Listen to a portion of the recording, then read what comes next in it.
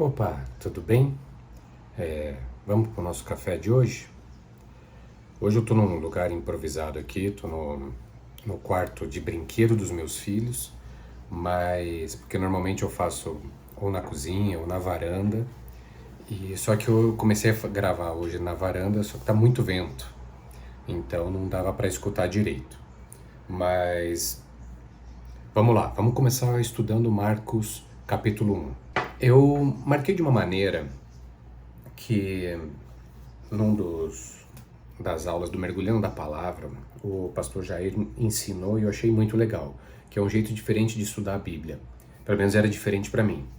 Então a gente começa assim, a gente separa o capítulo 1 em todos os tópicos, então todas as histórias, e vai conversando sobre elas.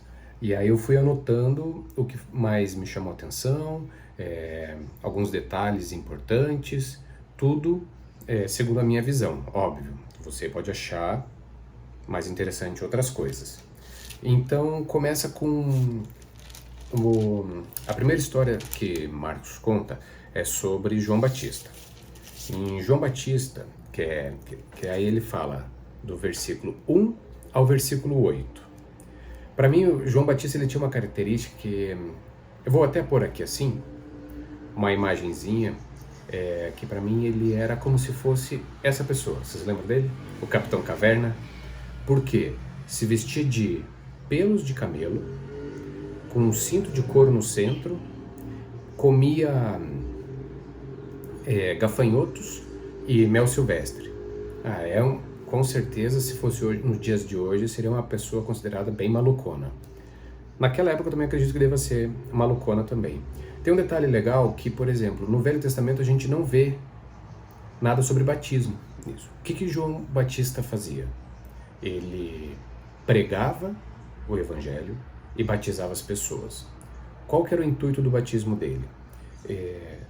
Que era pregando o batismo de arrependimento para a remissão de pecados. Isso está no versículo 4, ele falava isso. E isso é muito legal. E também ele pregava a vinda do Messias de quem ele não era digno nem de desatar as sandálias. E ele batizava em água e Cristo iria batizar com o Espírito Santo.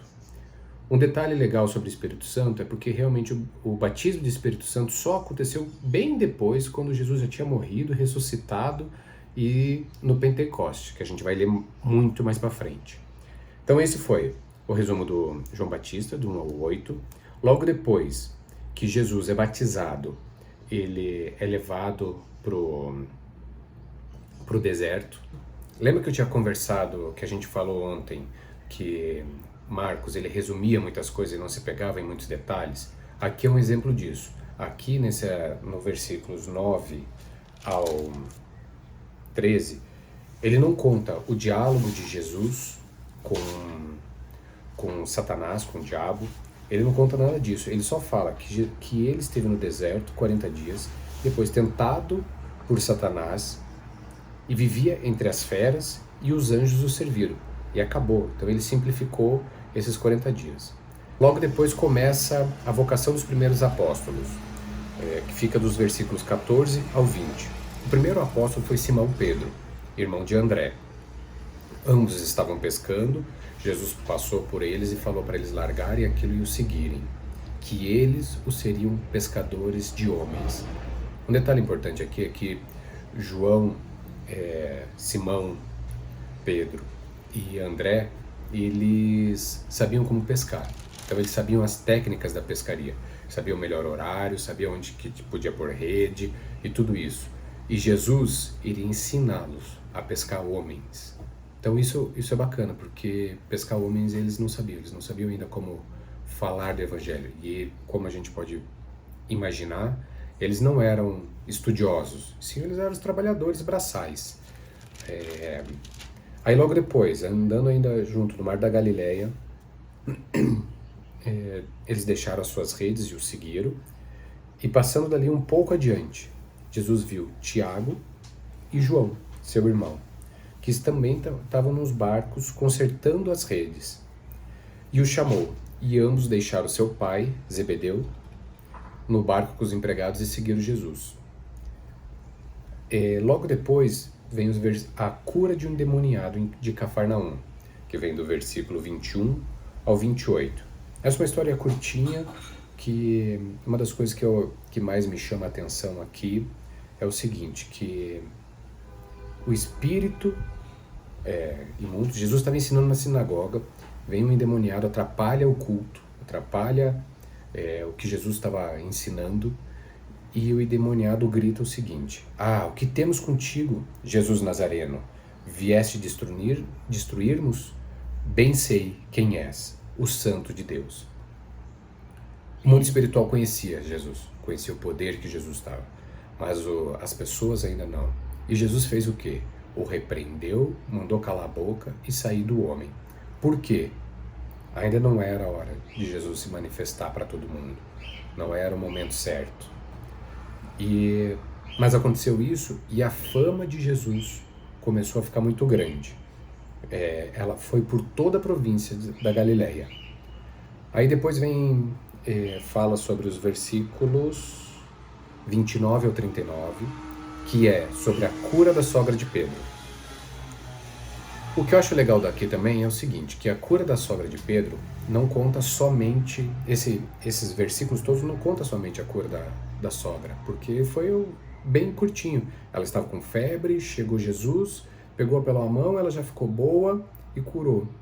Mas toda a cidade foi até a porta da casa da sogra de Pedro, e Jesus curou a multidão, curou muitos e expulsou muitos demônios. É assim que diz, né? E curou muitos que se achavam enfermos e de diversas enfermidades, expulsou muitos demônios, porém não deixava falar os demônios, porque o conheciam. Versículo 34 diz isso. E depois, levantando de manhã, bem cedo, ainda estava escuro, Jesus foi para o deserto e orava, e consigo foram os 4 apóstolos. Aí conta que logo depois Jesus falou para os apóstolos para eles irem para as cidades vizinhas para também pregar. E aí tem o versículo 40 até o 45, que aí acaba o capítulo 1. Do 40 ao 45 ele conta sobre a cura de um leproso. Lembra que ontem eu falei sobre Marcos, ele se pegar em alguns detalhes, mostrando mais o lado humano de Jesus? Aqui a gente pode ver um desses detalhes. O que acontece? Jesus estava ensinando e aproximou-se dele um leproso e colocou-se de joelho e, rogando a ele, dizia: se queres, bem podes limpar-me. E Jesus, mostrando muita compaixão com o leproso, estendeu a mão, tocou-lhe e disse: quero ser limpo. O que me chama a atenção é isso daqui, movido de grande compaixão. Jesus tem compaixão.